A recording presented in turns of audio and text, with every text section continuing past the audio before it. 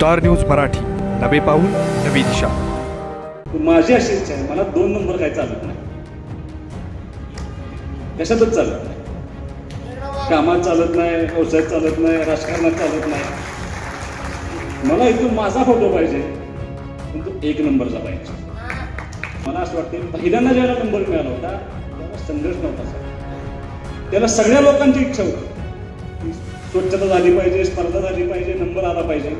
पण दुर्दैवानं प्रशासक आल्यापासून आणि बापू सुहासबाबू आमदार झाल्यापासून चांगलं काय घडू नये त्यासाठी बऱ्याच जणांचा प्रयत्न चालू आहे। कदाचित काही लोकांना माहीत असेल, काही लोकांना माहीत पण नसेल।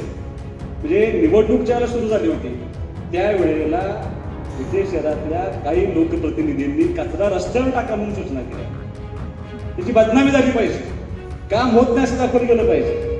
पण लोकांना इतकी सवय होती, लोकांनी त्यांचा निर्णय ऐकला नाही। कचरा रस्त्यावर टाकण्याच्या ऐवजी त्यांना रस्त्यावर टाकण्याचं काम लोकांनी केलं। तुम्हाला सोने खरेदी करायचं आहे तर मग चला विट्याच्या ओम ज्वेलर्स मध्ये।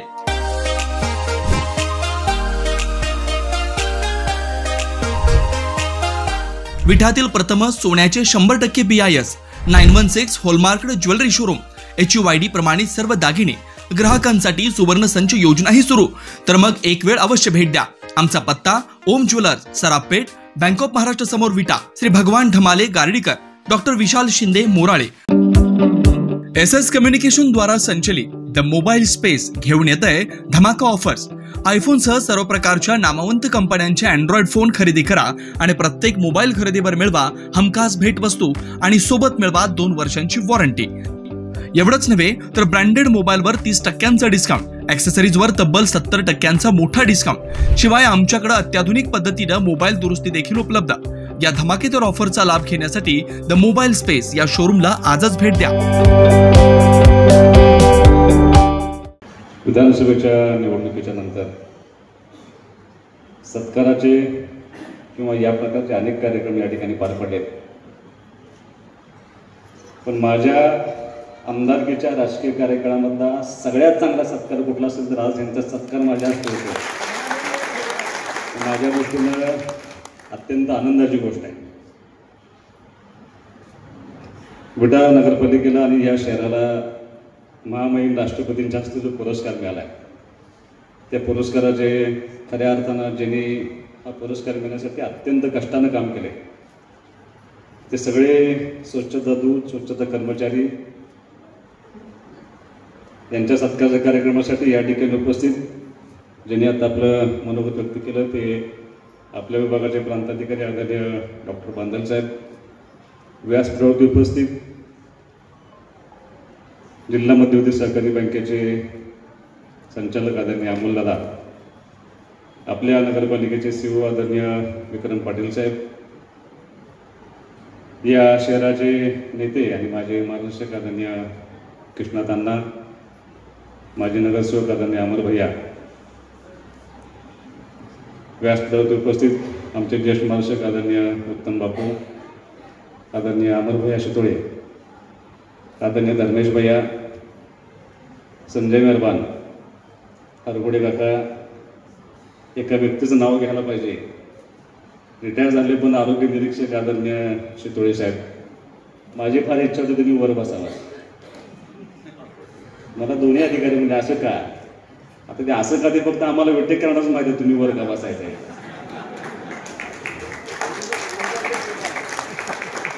ज्येष्ठ मार्गदर्शक आदरणीय विलास बापू, शीतल वहिनी, व्यासपीठावरचे सगळे मान्यवर मंडळी, कार्यक्रमासाठी उपस्थित विटा शहरातले सगळे ज्येष्ठ मार्गदर्शक, सगळे माझे युवक सहकारी, पत्रकार बंधू भगिनी,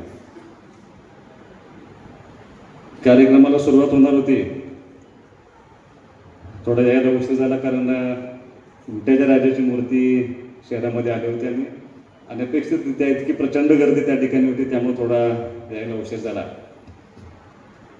कार्यक्रमाला आल्यानंतर आसन व्यवस्था बघितली आणि समोर बघितलं तर प्रत्येक माणसाला समोर बस असं सांगणारी सगळी मंडळी समोर उपस्थित आहे। माझ्या पुढे प्रश्न पडला की आपण कुणाला हाक मारायचं, हरगुडे काकांना सोय उठले माझ्या कानात म्हणले यांना जरा पुढे बोलायचं म्हणजे मी काय सांगणार नाही,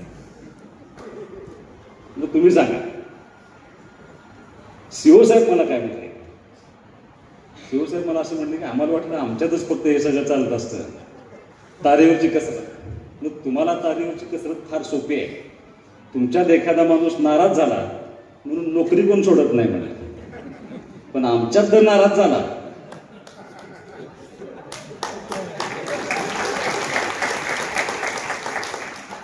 तर फक्त पार्टी सोडत नाही साहेब. इतके वर्ष आम्ही कसे बाद होतो हे सांगायला सुरुवात होती. त्यामुळे सगळ्यात मोठी तारेवरची कसरत करायची असती तर ती राजकीय मंडळींची असते, कारण समोर बसलेली सगळ्या व्यक्ती अशा आहेत की त्या मान्यवर व्यक्ती आहेत आणि त्या सगळ्या व्यासपीठावरती बसले पाहिजेत. पण प्राथमिक स्वरूपामध्ये आपण या ठिकाणी ठराविक लोकांना स्वरती घेतलाय. मला अत्यंत आनंद होतोय ज्या दिवशी सीओ साहेबांचा मला फोन आला की भैया ज्या स्पर्धेमध्ये आपण लीगमध्ये उतरलो होतो त्या लीगमध्ये आपला नंबर आला आहे. माझ्या दृष्टीनं माझ्या ह्या 6 महिन्यातलं सगळ्यात मोठं पारितोषिक कुठलं असेल तर हे पारितोषिक तुमच्या सर्वांच्या वतीनं मला मिळालं आहे. त्याबद्दल तुमच्या सर्वांचं मनापासून या ठिकाणी आभार. एक व्यक्तीचं नाव घ्यायला पाहिजे, मी मगाशी नाव घेतलेलं नाही त्यांचं. कदाचित परत असं कोण म्हणायला नको की ग्रामीण भागातला व्यक्ती आहे कशाला नाव घ्या, तुमचं नाव घेतलेलं नाही. त्याला कारण असं आहे की खऱ्या अर्थानं या मतदारसंघातल्या या सगळ्या गावांना या स्वच्छतेला म्हणजे खरी कल्पना ही माननीय पंतप्रधान नरेंद्र मोदी साहेबांची कल्पना आहे. फार मोठं कौतुक आहे की एक संदेश त्यांचा आला स्वच्छतेचा आणि 10 वर्षापूर्वी दिलेला संदेश आज बघता बघता आपल्या रोजच्या आयुष्यामध्ये सवयीमध्ये इतका रुजला गेलाय की कल्पनेच्या पलीकडे. म्हणजे मी साहेबांनी त्यांनी सांगितलं भाषणामध्ये की विट्यातल्या लोकांना सवय लागली. मी म्हटलं खरं आहे, मला सगळ्यात जास्त चॉकलेट खायची सवय आहे. कॅडबरी माझ्याकडे कोणच खात नसेल. मला पहिली सवय कशी होती, गाडीत खायचं आणि काच खाली कागद हायवर फेकून द्यायचं. आता कधीच फेकत नाही. आता विधान भवनमध्ये गेलो चॉकलेट खाल्लं तरी मी खिशात कागद ठेवतो. ती सवय लागून गेली. एवढा प्रचंड सवयी म्हणजे 10 वर्षापूर्वी 14 साली मांडलेला एक विचार आणि तो विचार आज भारतामधल्या सगळ्या माणसांच्या मनामध्ये इतका प्रचंड रुजलाय आणि चांगलं दृश्य त्याचा परिणाम आपण असं एकत्र बघतोय. सुशांत देवकरांचं कौतुक केलं पाहिजे. किती साली सुरुवात केली तुम्ही? 2003 साली ज्या वेळेला महाराष्ट्र राज्य शासनानं अशा स्पर्धा ग्रामपंचायतीसाठी सुरू केल्या होत्या त्यावेळेला सांगोले हे निर्मल ग्राम होणारं महाराष्ट्रातलं पहिलं गाव होतं आणि त्याचं काम त्याला सुशांत भाऊनी केलं होतं. आणि हे तुम्हाला का सांगतोय साहेब, स्पर्धेमध्ये भाग घेणं आणि त्या स्पर्धेमध्ये पंचायत राज व्यवस्थेच्या बॉडीचा पहिला नंबर आणणं ही सुरुवात तुमच्यापासून सुरुवात झाली होती. मुळीक वकील साहेब पंचायत समितीला सभापती होते त्यावेळेला यशवंत पंचायत राज अभियानमध्ये आमच्या पंचायत समितीचा राज्यात 2रा नंबर आला होता. आणि मी ज्यावेळेला उपसभापती म्हणून त्या पंचायत समितीमध्ये निवडून गेलो, आमची अधिकाऱ्यांची पहिली ज्यावेळेला बैठक झाली होती त्या बैठकीमध्ये त्या हॉलमध्ये मुळीक बापूंचा असा फोटो होता. कसला फोटो आहे तर त्यांनी मला सांगितलं की पंचायत राज व्यवस्थेमध्ये राज्यात 2रा नंबर आपला आला होता आणि त्याचं बक्षीस घेतानाचा त्यांचा बापूंचा फोटो आहे. मी 5 मिनिटं त्या फोटोवर बघत होतो. म्हणून माझी एक इच्छा आहे. त्याला व्हिडिओ म्हणजे काय, माझी अशी इच्छा आहे मला 2 नंबर काय चालत नाही, कशातच चालत नाही. कामात चालत नाही, व्यवसायात चालत नाही, राजकारणात चालत नाही. मला इथून माझा फोटो पाहिजे पण तो 1 नंबरचा पाहिजे. मी ती अपेक्षा व्यक्त केली होती आणि ज्या दिवशी अपेक्षा व्यक्त केली होती त्या दिवशी खानापूर तालुक्याला 186 टँकर पिण्याचे चालू पिण्याच्या पाण्याचे. काय अधिकाऱ्यांची मानसिकता नव्हती. काय अधिकारी हसले म्हणते पहिल्यांदाच निवडून आलाय काय जाते ह्याला बोलायला, असेही काही मानसिकतेतले अधिकारी होते. मी 6 महिने जाऊन दिले आणि 6 महिन्यानंतर जिल्हा परिषदनं स्पर्धा डिक्लेअर केल्या, क्रीडा स्पर्धा डिक्लेअर केल्या जिल्हा परिषद. मी सगळ्या अधिकाऱ्यांची बैठक घेतली आणि सगळ्या अधिकाऱ्यांना म्हटलं यापूर्वी आपण स्पर्धेमध्ये भाग घेतला होता का, तर हो स्पर्धेमध्ये भाग घेतला होता. किती आपल्याला बक्षीस मिळालं? 1च बक्षीस मिळालं. आमचा इम्रान म्हणून एक शिक्षक आहे लेंगऱ्याचा, तो रनिंग खूप चांगली करतो, त्याला तेवढं बक्षीस म्हणजे संपलं. मी म्हणलं यावेळेला उतरायचं का स्पर्धेमध्ये, तर म्हणजे उतरायचं. तर म्हणलं एका आठवड्यात उतरायचं. म्हणजे काय, जनरल चॅम्पियनशिप घ्यायची म्हणला. परत तसंच काही लोक हसले. काय मी नियम बदलला. 9 वाजता सकाळी पंचायत समितीला कारभाराला सुरुवात केली आणि 3 वाजता सुट्टी. 3 वाजता घरी जायचं नाही. 3 ते 6 बळवंत कॉलेजवरती आम्ही प्रॅक्टिस करायचो. ती प्रॅक्टिस आम्ही स्वतः घ्यायचो. मी टीम सिलेक्ट करायचो. महिलांची वेगळी, पुरुषांची वेगळी, आणि जेवढे क्रीडा स्पर्धा होत्या, जेवढे प्रकार होते त्या सगळ्यामध्ये भाग घेतला. ज्यांना टेबल टेनिसची बॅट माहीत नव्हती अशा महिलांना आम्ही टेबल टेनिससाठी कोच बोलले, टेबल टेनिस शिकवलं. ज्यांनी बॅडमिंटन खेळलं होते त्यांना बॅडमिंटन शिकवलं. वजनं कमी करायला होती काय काय अधिकाऱ्यांना, कुस्तीसाठी, खो खोसाठी, व्हॉलीबॉलसाठी, आणि असं पूर्ण प्रिपरेशन करून आम्ही त्या स्पर्धेला गेलो. मी 6 दिवस सकाळी 7ला तिथं जायचो स्पर्धेला, रात्री 8ला सगळ्यांना घेऊन परत यायचो. भांडणं झाली, कुणाचं काय झालं सगळं मी बघायचो. आणि मार्किंग रोजच्या रोज आम्ही लिहून ठेवायचो. आज एवढे मार्क्स पडले. कारण त्यावेळेला कसं होतं, मी परत मुख्यालयात काम केलं. मुख्यालयाचाच नंबर आला पाहिजे अशी व्यवस्था करत असतो आम्ही. मग त्याला ते उत्तर देत देत आम्ही ती स्पर्धा पार पाडली. आणि त्या वर्षी पहिल्यांदा खानापूर पंचायत समितीला जनरल चॅम्पियनशिप मिळाली. तुम्हाला का सांगतोय, आपण कशात तरी नंबर मिळवू शकतो हा आत्मविश्वास ज्यावेळेला त्या अधिकाऱ्यांना आला त्यावेळेला माझी दुसऱ्या दिवशीपासूनची सुरुवात झाली. आणि यशवंत पंचायत राजला या अभियानामध्ये उतरायचं, ज्या अभियानामध्ये तुमच्या पंचायत समितीचा अख्खा कारभार तपासला जातो, त्याच्यामध्ये राज्यात पहिलं यायचं, या हेतून आम्ही त्याला सुरुवात केली. 1 मार्क, 1 फाईल आणि 2 अधिकारी असे नेमून दिले. त्या मार्क्सचं काम जोपर्यंत संपत नाही तोपर्यंत त्यांनी स्वस्त बसायचं नाही असा पायंडा आम्ही पडला. रात्रंदिवस आम्ही काम करत गेलो. प्रचंड मोठा संघर्ष झाला. शेवटी राजकारणाचा मोठा भाग असतो. आज इथं सांगायला हरकत नाही, माझ्या आपल्या पंचायत समितीबरोबर म्हणजे जिल्ह्यात पहिले आली, विभागात पहिले आणि राज्याला गेल्यानंतर आमच्या बरोबर स्पर्धेला होती मुळशी. आता मुळशी पंचायत समिती आल्यानंतर माझ्या अंगावरती जरा बहुतेक काहीतरी घोटाळा होणार, कारण मुळशीवरती प्रभाव आहे तो माननीय शरद पवार साहेबांचा प्रभाव. आणि तिथं ती लवासासाठी त्यांनी सगळं स्थापन केलं होतं. ते मुळशीच्या अंडर होत होतं. मला जरा शंका आली. काही अधिकाऱ्यांचे मला फोन आले की तुम्हाला ग्रामविकास मंत्र्यांना भेटावं लागेल, थोडंसं मार्किंगमध्ये तुम्हाला घोटाळा करतील असं मला वाटतं. मी पाहुणा घेऊन कडक त्याला पंकजाताई म्हणते ग्रामविकास मंत्री, तर त्यांना भेटलो. म्हणजे ताई माझी तुम्हाला विनंती आहे की तुम्ही फक्त पार्सलिटी करू नका, कुठल्या अधिकाऱ्याला करून देऊ नका. ज्याचे जसे मार्क आहेत तसे मार्क्स फक्त त्यांना द्यायला हवा. तुम्हाला माझी विनंती आहे. त्यांनी ती मान्य केली. तरी सुद्धा काहीतरी करायचा प्रयत्न झाला. अर्ध्या मार्काने खानापूर पंचायत समिती राज्यात पहिली आहे. आणि आज 2012 साली ज्या पंचायत समितीनं पहिल्यांदा जनरल चॅम्पियनशिप मिळाली होती, 2025 पर्यंत सलग 13 वर्ष खानापूर पंचायत समिती जनरल चॅम्पियनशिप मिळवली. आता सुद्धा प्रशासक बसलाय, पण आत्ताच्या व्हिडिओनी त्या पंचायत समितीला राज्यात पहिल्यासाठी त्यांचा आता जिल्ह्यात पहिल्याला, विभागात सुद्धा पहिल्याला, आणि ते राज्याच्या स्पर्धेला उतरले. मला सांगण्याचा उद्देश आहे की ही मानसिकता अध्यक्ष आपल्या या मतदारसंघातल्या सामान्य माणसांचे तयार व्हायला लागले. आणि मला असं वाटतं की त्याचाच शेजाऱ्याला वाण नाही तर गुण लागतो. लक्षात घ्या, मी काही कोणाचं श्रेय काढून घेणार नाही. याच्या आधी कुठ्याचा पहिला नंबर आला होता, पण त्या स्पर्धेची सवय लावायची जबाबदारी आम्ही पूर्ण केली. आणि आज आपलं शहर हे स्पर्धेमध्ये फक्त नावाला पहिला आलेलं नाही. मला असं वाटतं गेल्या 5-10 वर्षामध्ये खूप चांगल्या पद्धतीने शहरानं प्रगती केली. आणि प्रगती करत असताना स्वच्छतेच्या बाबतीत आपण सुदैवानं 1 नंबरला राहतोय. आणि तिथं सगळ्यात मोठं श्रेय कुणाला द्यायचं असेल तर या प्रशासकीय अधिकाऱ्यांना पहिल्यांदा श्रेय दिलं पाहिजे. आणि दुसरं कोणाला असेल जे काम करतात त्या माणसांना आपण या गोष्टीचं श्रेय दिलं पाहिजे. ते सगळं श्रेय त्या समोर बसलेल्या सगळ्या कर्मचाऱ्यांचं आहे. मी 2 नावं फक्त घेऊन घेतले, मला काही सगळ्यांचं नाव असं माहीत नाही. शालन गजानन पवार आहेत का इथं? बसू द्या बसू द्या बसू द्या बसू द्या. मला माहिती आहे त्या. वय तुमचं 65 आहे बरोबर ना? शस्त्रक्रिया झाल्या, तुम्ही त्या ठिकाणी काम करताय. आणि आशा सुरेश कांबळे,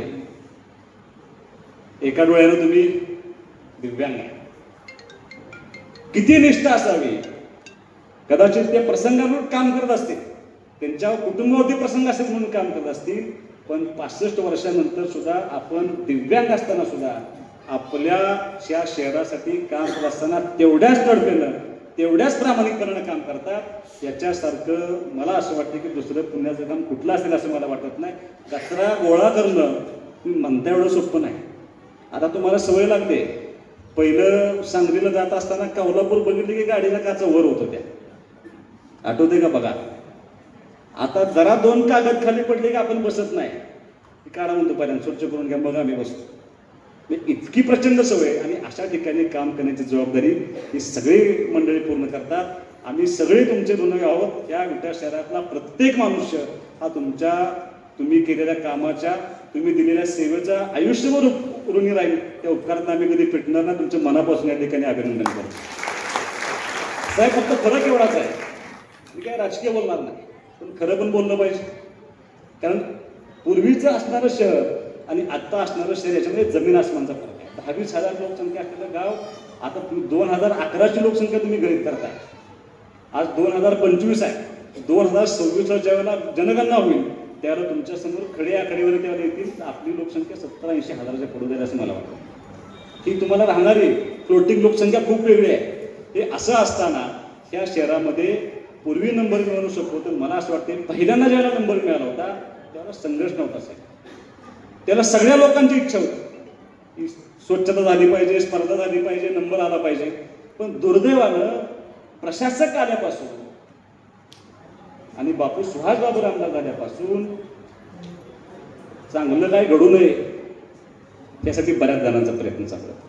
कदाचित काही लोकांना माहीत असेल, काही लोकांना माहीत पण नसेल. म्हणजे निवडणूक ज्यावेळेला सुरू झाली होती त्यावेळेला विटे शहरातल्या काही लोकप्रतिनिधींनी कचरा रस्त्यावर टाका म्हणून सूचना केल्या. त्याची बदनामी झाली पाहिजे, काम होत नाही असं दाखवलं गेलं पाहिजे. पण लोकांना इतकी सवय होती की लोकांनी त्यांचा निर्णय ऐकला नाही. कचरा रस्त्यावर टाकण्याच्या ऐवजी त्यांना रस्त्यावर टाकण्याचं काम लोकांनी केलं होतं शहरात.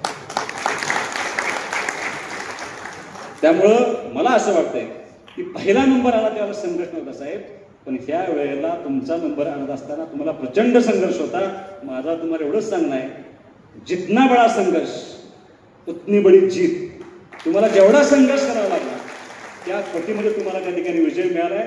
आणि ह्या विजयाचे श्रेय घ्यायला सुदैवानं त्या नगरपालिकेमध्ये कोणी नाही. ना सुहास बाबर आहे, ना अमोल बाबर आहे, ना अमर सुतोळे. त्याचं श्रेय अजिबात आम्हाला कोणाला नाही. त्याचं सगळं श्रेय ही प्रशासकीय मंडळींना आहे. आणि मला असं वाटतं की शेवटी आम्ही अपेक्षा व्यक्त करणं वेगळं असतं, पण खरं काम करत असतं ग्राउंड लेवलला बॉटमला उतरून घेऊन काम करत असतं तरी प्रशासक मंडळी काम करत असतात. त्यामुळे तुमच्या सर्वांचं मनापासून या ठिकाणी मी अभिनंदन करणार आहे. कारण साहेब आता तुम्हाला असं वाटतंय निवडणूक व्हायला पाहिजेत, सगळ्यांनाच वाटतं निवडणूक व्हायला पाहिजेत, निवडणुका झाल्या पाहिजेत. कारण प्रशासक मंडळी काम करत असताना काही गोष्टींच्या जबाबदारी पण अंगावरती असतात. म्हणजे राजकारणामध्ये हा समन्वय असतो. म्हणजे प्रशासन आणि लोकप्रतिनिधी या दोघांनी समन्वयानं काम करत असतं. काही गोष्टी अशा असतात की अंगावरती घेऊन काम करावं लागतात. ते अंगावरती काम घेऊन घेण्यासाठी निश्चितपणे त्या ठिकाणी लोकप्रतिनिधी असणं आवश्यक आहे. मला असं वाटतं काही महिन्याचा कालावधी त्या ठिकाणी राहिला आहे. या 4-5 महिन्यामध्ये स्थानिक स्वराज्य संस्थांच्या सगळ्या निवडणुका पार पडल्या. माझी तुम्हाला विनंती एवढीच आहे की 5 महिन्याची जबाबदारी अजूनही तुमची आहे. माझी तुम्हाला अपेक्षा तुमच्या एवढीच आहे की ज्या पद्धतीनं आज तुम्ही मागच्या वेळेला नंबर मिळवलाय, आत्ता नंबर मिळवलाय, याच पद्धतीनं इथून पुढच्या काळामध्ये सतत नंबर मिळत गेला पाहिजे. यासाठी जसे आता शेवटी असेल तुम्हाला 3, 4, 5 वर्ष जास्तीत जास्त 3 वर्ष झाले की तुमची आता आम्ही घेऊ मुदत वाढून, त्याच्यावर तक्रार नाही. पण प्रमोशन झाल्यावर काय करायचं? प्रमोशन झाल्यावर तुम्ही माझ्या हातात राहत नाही. त्यामुळं तुम्ही जोपर्यंत आहात, कारण राजकारणामध्ये एखादा लोकप्रतिनिधी जेव्हा निवडून येतो ना त्यावेळेला त्याचं यश अपयश ठरतं कोणावरती? त्याचं अपयश यश जे ठरतं त्या मतदारसंघातल्या असलेल्या प्रशासकीय यंत्रणेवरती. मला तुम्हाला मुद्दाम सांगतो, मी आमदार झालो आणि सतत एक आवाज उठवला गेला, प्रशासनाचा कोंबडा कारभार, सुहास बाबरवर बोलता येत नाही, चुकीचं काम करत नाही, पैसा खात नाही. मग बोलायचं कोणावरती? तर प्रशासनावरती बोलायचं. आणि दुर्दैव असं त्या सगळ्या मंडळींचं ज्यांनी ह्या प्रशासनावरती आरोप करायचा प्रयत्न केला त्या प्रत्येकानं ज्या ज्याला आरोप केले त्या प्रत्येक वेळेला वेळेवर उत्तर दिलं. म्हणजे प्रशासनावरती आरोप करत असताना माझं सुदैव असं चांगलं निघालं की प्रांतसाहेबांनी एवढं चांगलं काम केलं की त्यांना शासनाच्या वतीनं बेस्ट डेप्युटी कलेक्टरचा अवॉर्ड मिळाला. परत गेले नगरपालिकेवरती. साहेबांचं मी मनापासून आभार मानतो. राज्य शासनानं आदरणीय मुख्यमंत्र्यांनी 100 दिवसाचा कार्यक्रम आखला होता. त्या कार्यक्रमामध्ये विभागात 3रा आणि जिल्ह्यात पहिला नंबर आपल्या साहेबांचा. 1 वर्षामध्ये सगळ्यात चांगलं काम केलेला तहसीलदार कुठला आहे तर माझ्या सुदैवानं खानापूर तालुक्याच्या तहसीलदाराला पहिला नंबर त्याच्यामध्ये मिळाला.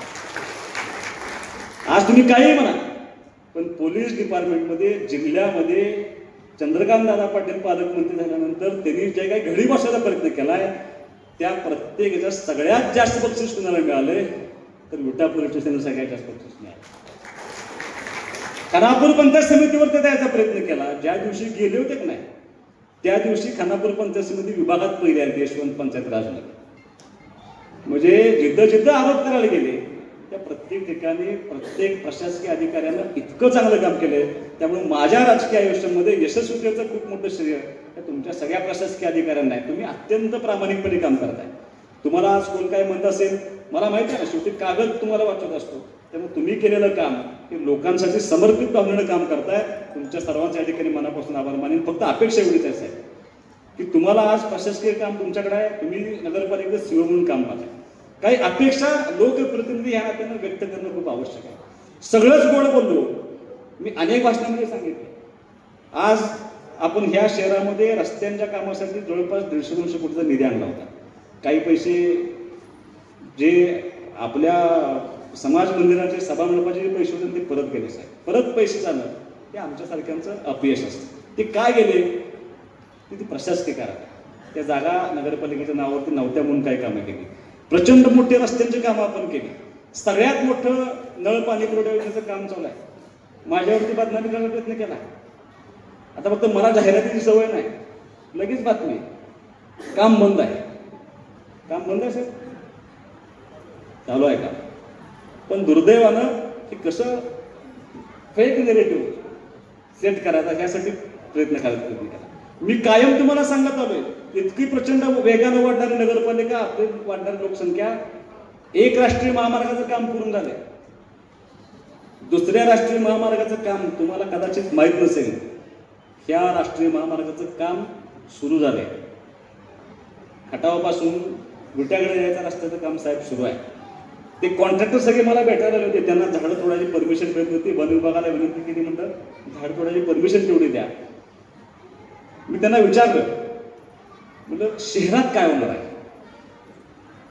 मला त्यांनी सांगितलं जिथून विटे शहराची हद्द सुरू होते पोलीस स्टेशनपासून तिथपासून ते सरकारी दवाखान्यापर्यंत सीओ साहेब 4 पदरी रस्ता आहे. शहरातला 20 मीटरचा रस्ता आहे.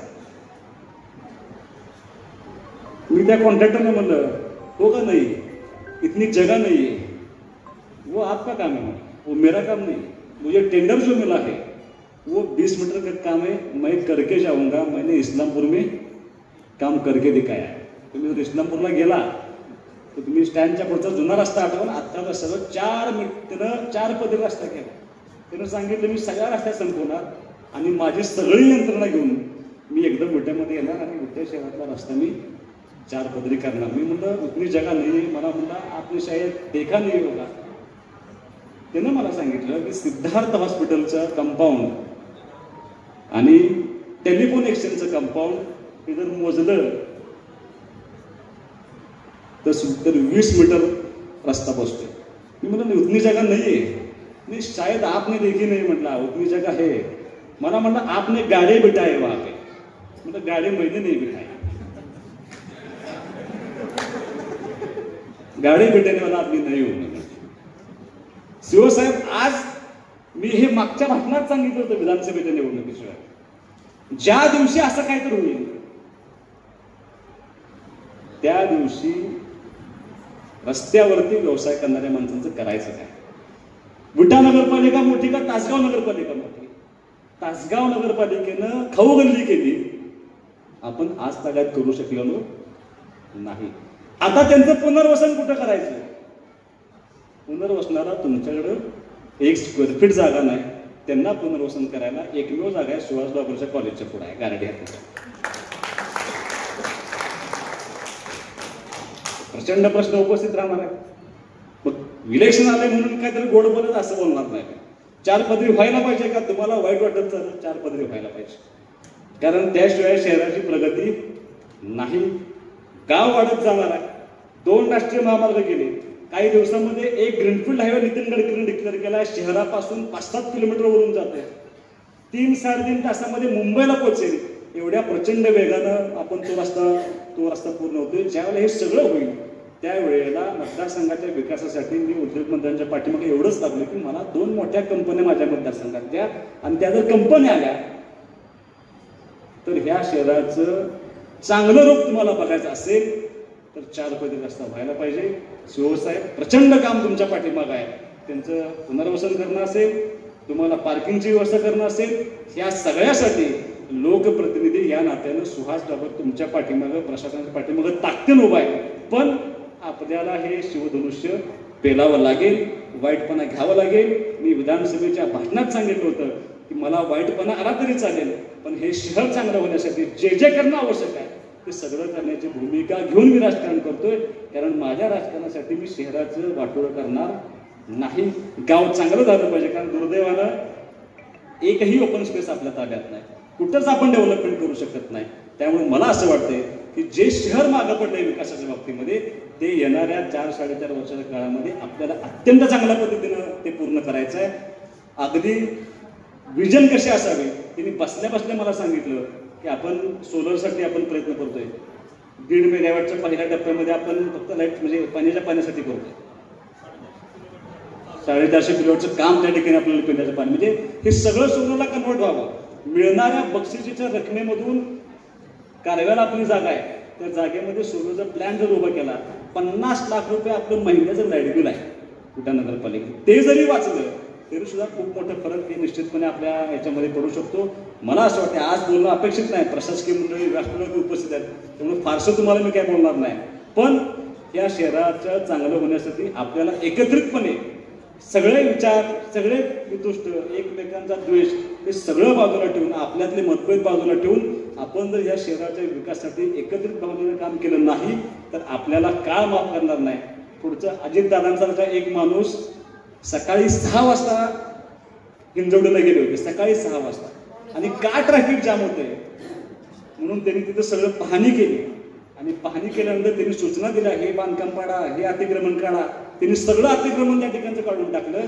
ज्या वेळेला सरपंच आले विरोध करायला, त्यांच्या पार्टीचे सरपंच होते ना, मला माहिती नाही, पण त्यांनी स्पष्ट सांगितलं तुमच्या वागण्यामुळं ह्या पुणे शहरातल्या सगळ्या कंपन्या हैदराबादला आणि बेंगलोरला चाललेत, त्याचा गंभीर परिणाम पुण्याला भोगायला लागेल. मला तुम्हाला हेच सांगायचं आहे, अजितदादांची भूमिका मी पार पाडतो, सरपंच कोण्या तुम्ही ओळखून घ्या. फक्त शहराचं मात्र नाही व्हायला पाहिजे, या शहरातल्या माणसांना सुखसमाधानाची सगळ्या गोष्टी मिळायला पाहिजेत, सगळ्या सुविधा मिळायला पाहिजेत. त्यासाठी इथून पुढच्या काळामध्ये आपण एकत्रितपणे काम करूया. निश्चितपणे तुम्हाला लागेल तो निधी देण्याची जबाबदारी प्रशासन म्हणून तुम्हाला जी मदत लागेल ती लोकप्रतिनिधी या नात्याने आम्ही ताकदीने तुमच्याबरोबर राहू. पुन्हा एकदा या सगळ्या मंडळींचं ज्यांनी ह्या स्पर्धेमध्ये नंबर येण्यासाठी काम केले त्या सर्वांचं मनापासून या ठिकाणी मी अभिनंदन करेन. ज्यांनी कार्यक्रम आयोजित केला, अण्णा तुम्ही, संजय वर्मान, तुमच्या सगळ्या टीम, तुमच्या सगळ्यांचं मनापासून या ठिकाणी आभार माने. राजकारणामध्ये एखादं बक्षीस मिळालं, श्रेय घ्यायला फार माणसं पडत असतात, द्यायला तुम्हीच पहिल्यांदा 2 जण पुढे आलाय, नाहीतर सुहास बाबांना पण नाव आहे, काय मिळालं की माझं आहे, मी कोणाचं नाव घेणार नाही बाबा. पण आज ह्या दोघांनी दानच दाखवली, ज्यांच्यामुळं नंबर आलाय त्या सगळ्यांना बक्षीस देण्याचा प्रसंग आला. म्हणजे काही लोक म्हणत होते की प्रातिनिधिक स्वरूपात 5 लोकांना द्या. मी म्हणलं तसं करू नका, भाषणं राहिली तर चालते, पण त्या सगळ्यांना स्टेजवरती बोलवा आणि सगळ्यांना त्या ठिकाणी बक्षीस द्या. कदाचित त्यांच्या आयुष्यामध्ये खूप मोठा प्रसंग असेल की त्यांना व्यासपीठावरती आणण्याचा पहिलाच प्रसंग असेल. तो मान तुम्ही सर्वांनी त्यांना दिला, तर तुमच्या सर्वांच्या मनापासून या ठिकाणी आम्हाला म्हणतो तमाम विटेकर जनतेचं, ज्यांनी ह्या स्पर्धेमध्ये नंबर आणण्यासाठी कुणाचंही न ऐकता रस्त्यावरती कचरा टाकला नाही, कारण काही व्हिडिओज आहेत माझ्याजवळ, मी काय मोगम बोलतोय असं नाही, की ते टाकतानाचे व्हिडिओ आहेत आणि मला आपले काय ते पाठवायचे, बघा हा त्यांचा माणूस आहे, ते रस्त्यावर कचरा टाकला. असं असून सुद्धा त्या प्रचंड संघर्षामध्ये तुम्ही जे यश मिळवलं त्याबद्दल तुमच्या सर्वांच्या मनापासून या ठिकाणी आभार मानेन. असंच यश इथून पुढच्या काळामध्ये कायम राहावं ही अशी अपेक्षा व्यक्त करून थांबतो. जय हिंद, जय महाराष्ट्र. धन्यवाद. आपल्या परिसरातील लेटेस्ट बातम्या पाहण्यासाठी स्टार न्यूज मराठी YouTube चॅनलला आत्ताच सबस्क्राईब करा.